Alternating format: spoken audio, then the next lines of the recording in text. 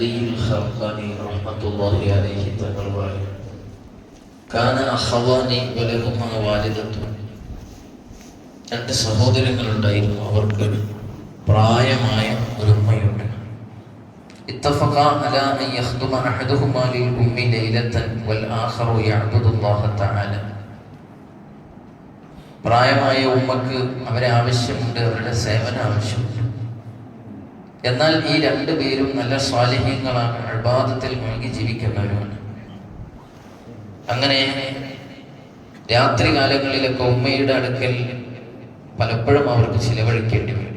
അപ്പൊ രണ്ടുപേരും തീരുമാനിച്ചു, ഒരു ദിവസം നീ ഉമ്മയുടെ അടുക്കൽ നിൽക്കും, അന്ന് ഞാൻ ഇബാദത്ത് ചെയ്യാം. അടുത്ത ദിവസം ഞാൻ ഉമ്മയുടെ അടുക്കൽ നിൽക്കാം, അപ്പൊ നിനക്ക് ഇബാദത്ത് ചെയ്യാം. അങ്ങനെ രണ്ടുപേരും പപ്പാതിയായി വീതിച്ചെടുക്കാം ഓരോ ദിവസത്തിന്റെയും രാത്രികൾ എന്നവർ തീരുമാനിച്ചു. ثم في ليلة من ليالي أحدهم اشتغل بعبادة الله تعالى والتد منها.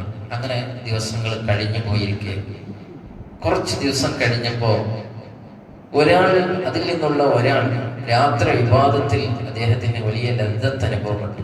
നല്ല റാഹത്ത്, സന്തോഷം. ചിലർക്ക് ചില ഇബാദത്തുകൾ ചെയ്യുമ്പോൾ അങ്ങനെയാണല്ലോ. ചിലപ്പോൾ സ്വലാത്തിൽ എന്നതിലായിരിക്കും, ചിലപ്പോൾ ദിക്റിൽ എന്നതിലായിരിക്കും, ചിലപ്പോൾ സംസ്കാരങ്ങളിലായിരിക്കും, ചിലപ്പോൾ ഖിറാഅത്തിൽ. വ്യത്യസ്തമാണ് ആളുകളുടെ ടേസ്റ്റ്. അദ്ദേഹത്തിന്റെ രാത്രിയിൽ നിസ്കാരം അത് വല്ലാത്ത ഒരു അനുഭൂതിയായി. അപ്പൊ അദ്ദേഹം തന്റെ സഹോദരനെ സമീപിച്ചിട്ട് فطلب من أخيه نوبته في الليل الثانية أيضا ليشتغل بعبادة الله تعالى. അദ്ദേഹം പറഞ്ഞു, നാളത്തെ ഒരു രാത്രി കൂടി എനിക്ക് തരണം, നീ ഉമ്മയുടെ അടുക്കൽ നിൽക്കണം, ഞാൻ ഇബാദത്തിലായി കഴിച്ചുകൂട്ടും. അത് കഴിഞ്ഞ് പിന്നെ ഞാൻ അടുത്ത ദിവസം ഞാൻ സഹകരിക്കാം, അപ്പോൾ നീ ഇബാദത്ത് ചെയ്തോ. അപ്പൊ ഈ മനുഷ്യൻ പറഞ്ഞു, ഓക്കെ. ഫഅഅതാഹു നൗബതഹു, എന്നാൽ ഓക്കെ, നീ നാളെ രാത്രിയും ഇബാദത്ത് ചെയ്തോ, ഞാൻ ഉമ്മയുടെ അടുക്കൽ നിൽക്കണം. വഷ്തഅല ദാലിക അഖു തിൽക ലൈലത അയ്ളൻ ബിഇബാദത്തില്ല. അങ്ങനെ ഇന്നലെ ഇബാദത്ത് ചെയ്ത മനുഷ്യൻ ഇന്ന് രാത്രിയും ഇബാദത്തിലായി കഴിച്ചുകൂട്ടി.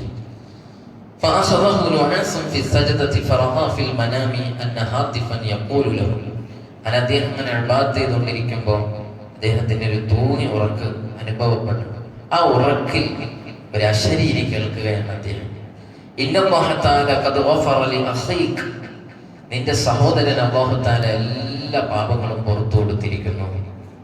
വഗഫറ ലക അയ്ളൻ ബിബറകതിഹി. ആ സഹോദരന്റെ ബറക്കത്ത് കൊണ്ട് നിനക്ക് അല്ലാഹു തആല എല്ലാ പാപങ്ങളും പുറത്തു തന്നിരിക്കുന്നു. അപ്പൊ അദ്ദേഹം ആ ഉറക്കിൽ ചോദിക്കുകയാണ്, ഫഖാല യാ റബ്ബി അമാ അന ഫീ ഇബാദതിക.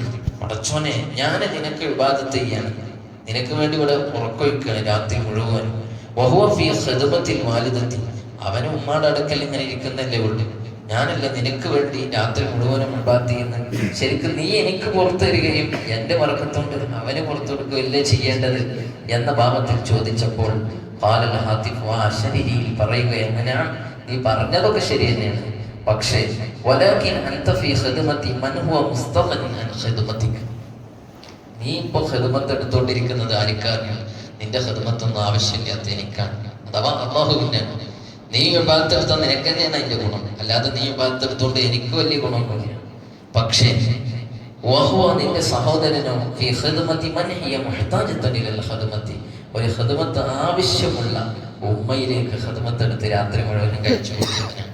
അപ്പൊ അതുകൊണ്ട് അവന്റെ ബർക്കത്ത് കൊണ്ട് നിനക്ക് പുറത്തു തന്നിരിക്കുന്നു എന്ന് അല്ലാഹുവിൽ നിന്നുള്ള ഒരു ശരീരിയായി കേൾക്കുകയാണ്.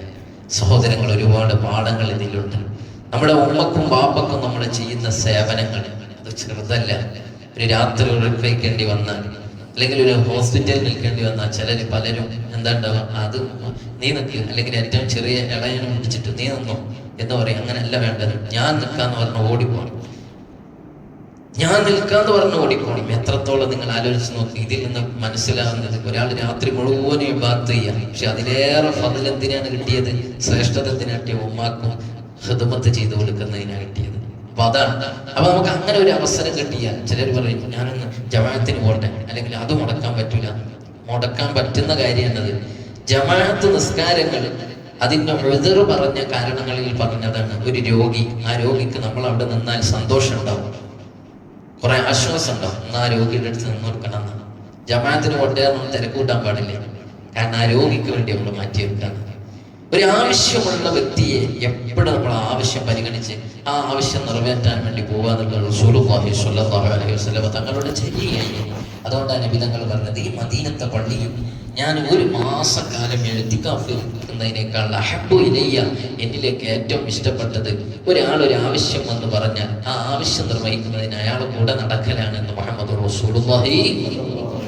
മദീനത്തെ പള്ളിയിൽ എഴുത്തിക്കാഫ് ഇരിക്കുക എന്ന് പറഞ്ഞാൽ ഒരു മാസം ഇരിക്കുന്ന അത്ര കൂലിയുണ്ട്, ഡസൻ കണക്കിന് കൂലി നമ്മളെ അക്കൗണ്ടിലേക്ക് വന്നു. അതിനേക്കാൾ എനിക്കിഷ്ടം ഒരു മനുഷ്യൻ്റെ ഒരു ആവശ്യം എന്ന് പറയുമ്പോൾ അയാളെ പിന്നാലെ പോകലാണ്. അത് ഉമ്മക്കും വാപ്പക്കും കൂടി ആയാലും ഇരട്ടി മധുരായാലും നമുക്ക് അങ്ങനത്തെ അവസരം കിട്ടിയാൽ ഞാൻ നിൽക്കാൻ എന്ന് പറഞ്ഞാൽ ഓടിപ്പോകണം. അങ്ങനെയുള്ളവരായി മാറണം. അല്ലാഹു നമുക്ക് ആ മനസ്സ് നൽകുമാറാവട്ടെ. അമ്മയുടെയും വാപ്പയുടെയും ഒക്കെ പൊരുത്തം അല്ലാഹു നമുക്ക് നൽകട്ടെ. നമ്മളെ വളർത്തി വലുതാക്കിയ ഉമ്മ വാപ്പമാര്, നമ്മുടെ ബന്ധുമിത്രാദികൾ, നമ്മുടെ ഉസ്താദുമാരൊക്കെ പലരും മരിച്ചു പോയിട്ടുണ്ട്. ആറടി മണ്ണ് ഈ ഖബർസ്ഥാനിൽ അടക്കമുണ്ട്. അല്ലാഹു അവരെ ഖബർ നീ വിശാലമാക്കി കൊടുക്കണേ റഹ്മാനെ. അവർക്ക് മഗ്ഫിറത്ത് നൽകണേ അല്ലാഹ്, മർഹമത്ത് നൽകണേ അല്ലാഹ്. അവർ രോഗികളായി കഴിയുന്നവരുണ്ട്, നീ എത്രയും പെട്ടെന്ന് ശിഫ നൽകണേ റഹ്മാനെ. അല്ലാഹുവേ അവർക്കും ഞങ്ങൾക്കും ദീർഘായുസ് നൽകണേ അല്ലാഹ്. മരിക്കുമ്പോൾ ഹുസ്നുൽ ഖാത്തിമത്ത് നൽകണേ റഹ്മാനെ. അല്ലാഹുവേ ഇന്നത്തെ ദിവസം ഞങ്ങൾക്ക് ഖൈറായ ദിവസമാക്കണേ അല്ലാഹ്. ഇന്നീ സുബഹ് ജമാഅത്തിന് ഇവിടെത്തിയ സർവ്വ മുഅ്മിനീങ്ങൾക്കും ഖൈർ നൽകണേ അല്ലാഹ്. വലിയ റാഹത്തും സന്തോഷവും സമാധാനവും ഐശ്വര്യവും നൽകണേ അല്ലാഹ്. ചെയ്യുന്ന ജോലികൾ ബന്ധപ്പെടുന്ന മേഖലകളിലൊക്കെ ഉത്തരോത്തരം അഭിവൃദ്ധി നൽകണേ അല്ലാഹ്.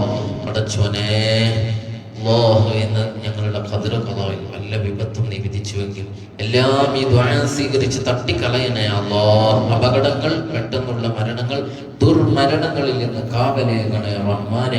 മരിക്കുമ്പോൾ ലാ ഇലാഹ ഇല്ലല്ലാഹ് എന്ന് ചൊല്ലി മരിക്കാനുള്ള തൗഫീഖ് നൽകണേ അല്ലാഹ്. അല്ലാഹുവേ ഇന്ന് ഒരുപാട് ഖൈറായ പ്രവർത്തനങ്ങളിൽ വ്യാപൃതരാവാനും തിന്മയിൽ നിന്ന് വിട്ടുനിൽക്കാനും തൗഫീഖ് നൽകണേ അല്ലാഹ്. ഗസ്സയിലെ മുഅ്മിനീങ്ങളുടെ അവസ്ഥ പരിതാപകരമാണ്. അല്ലാഹുവേ നീ രക്ഷ നൽകണേ അല്ലാഹ്, നീ സലാമത്ത് നൽകണേ അല്ലാഹ്. ഞങ്ങൾക്ക് ദുആ ചെയ്യുകയല്ലാതെ മറ്റൊന്നും ഞങ്ങളുടെ കയ്യിലില്ല. അല്ലാഹുവേ നീ ഞങ്ങളുടെ ദുആ സ്വീകരിച്ച് അവർക്ക് വലിയ ആശ്വാസം നീ നൽകണേ അല്ലാഹ്. ഒരു ഫത്ഹ് നൽകണേ അല്ലാഹ്.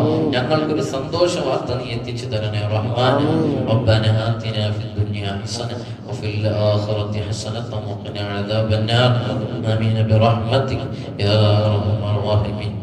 സല്ലല്ലാഹു തആല വസല്ലം അലാ ഖൈരി സയ്യിദിനാ മുഹമ്മദിൻ വആലിഹി വസല്ലം. സുബ്ഹാന റബ്ബിക റബ്ബിൽ ഇസ്സതി അമ്മാ യസിഫൂൻ. അൽഹംദുലില്ലാഹി റബ്ബിൽ ആലമീൻ. സല്ലല്ലാഹു അലാ മുഹമ്മദ് സല്ലല്ലാഹു അലൈഹി വസല്ലം. സല്ലല്ലാഹു അലാ മുഹമ്മദ് സല്ലല്ലാഹു അലൈഹി വസല്ലം. اللهم صل على محمد يا رب صل عليه وسلم. السلام عليكم ورحمة الله.